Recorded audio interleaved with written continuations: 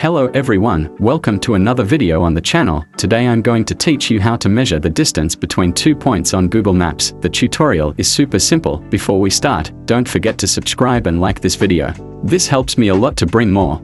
The first thing we are going to do is open Google Maps. By opening the Google Maps app, you're basically going to search first for B, that is, the destination point.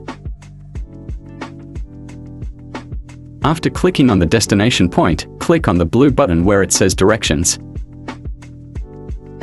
Here it will show you the distance between your current location and the destination point. To put a specific point A, note that at the top of the screen is a route from your current location to point B. Click on the first option where it says your location and delete your location and put the specific pointer that you want.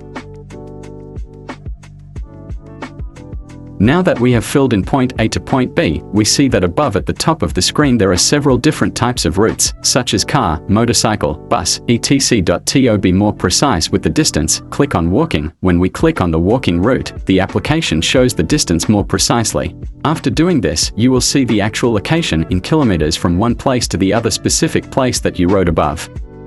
That's basically it. I hope you understood and enjoyed the video. Thank you very much for your visit. See you next time. Bye.